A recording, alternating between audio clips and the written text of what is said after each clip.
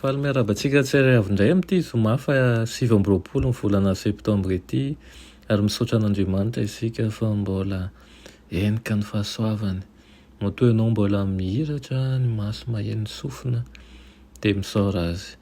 Fa na dia sarotra aza ny zavatra iainana dia tsaro fa mamaly vavaka mandrakariva ny tompo ary manome ny soa antsika. Aloha dirantsika ny hamofonainana io dia vavaka isika. Tompo Andriamanitra eo velom-pisaoranao izay fa mbola nomenao anjara ny fahasoavanao. Tsapanay sy renay mandrakariva fa raha tsy eo ianao dia efa tsinotsinona tokoa izahay. Mangataka aminao izahay mba hoesorinao anatinay izay tsy namboleny tananao. Izay dia asan'ny tananao ka aoka avy aminao irery ihany no anjaka ao aminay. Aminaran'i Jesosy, amen. Lohatenin'ny mofinainantsika androany dia manao hoe mpanefa ny asa. Mpanefa ny asa. Nalaina amin'ny Jaona 7:17 manao hoe ary rehefa nanandrana ny vinaigra Jesosy dia nanao hoe vita. Tsy mitondra volamena sy volafotsy hampandrosoana ny asa ny tompo raha tonga teto amin'izao tontolo izao. Omeny fahafahamanao ny lehilahy sy ny vehivavy mba ahafahan'izy ireo mampandroso hatrany ny asany amin'ny alalan'ny famonjem-pahasoavana sy ny fanatitra tolony. Ny tanjona lehibe ambonin'ny hafa rehetra tokony ampiasana ny fanomezam-pahasoavana avy amin'Andriamanitra dia ny fanohanana an'ireo mpiasa any amin'ny saha lehibe izay fijinjana.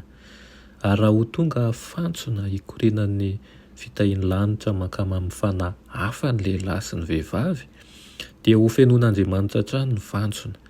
Ny tsy famerenana amin'ny Jehovah ny anjarany no mahatonga ny olona hahantra, mitarika ho amin'ny fahantrana sy ny famihinan-tanana.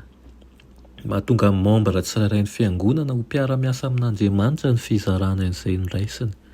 Tsy mahay manao n'inona amin'ny herin'ny tena tsiksika fa Kristy no tena miasa ary tombotsoan'ny olombelona tsirairay izay nandray an'i Kristy no mpiara-miasa aminy. Hoy ny mpamonjy manao hoe ary izao raha sandatra hiala amin'ny tany dia hitaona ny olona rehetra hanantona azy izy. Niaritra ny azo fijalian'i Kristy noho ny fifaliana hahita fanahy voahavitra. Tonga fanatitra vela ho an'ny tontolo lavo izy. Tao anatin'io fahafohizan-teny io no nisy ny fon'i Kristy, ny fitiavan'Andriamanitra ary nanomezana izao tontolo izao ny hery lehibe ny fanahy masina. Amin'ny alalan'ny fahafohizan-tena no tsy maintsy hampandrosoana ny asan'Andriamanitra. Takiana amin'ny zanak'Andriamanitra rehetra izany, izay rehetra mino dia omeny Kristy toetra vaovao dia toetra mitovy tanteraka amin'ny azy. Vokatra ilay sorona izay tsy manam-petra nataony, ilay tompon'ny famonjena antsika no mpamita ny asa. Hanome toerana ho an'ny fahamarinana hafa, ny fahamarinana izay noraisina ao am-po ary na aiza no andraisana ny fahamarinana dia melona ny herin'ilay mandray azy ho amin'ny asa izany.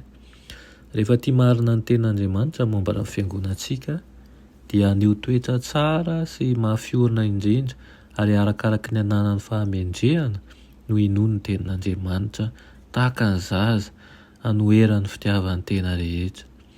Misy fahazavana mamirapiratra avy amin'ny ten'Andriamanitra.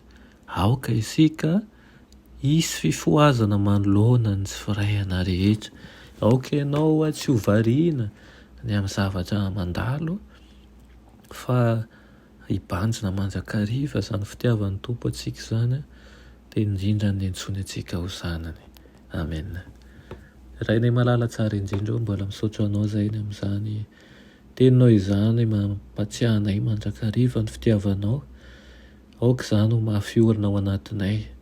Aoka izahay izao miaino izao fandaharan'izao koa tsy hisy ho raraka na ny iray aza fa samy mpiara-haba tonga soa ao amin'ny fanjakanao.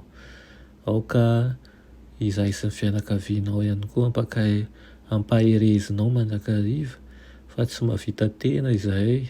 Mangataka ny fanahinao masina hitari-dalana anay sy hanome izay rehetra ilainay amin'izao fiainana izao. Aminaran'i Jesosy, amen.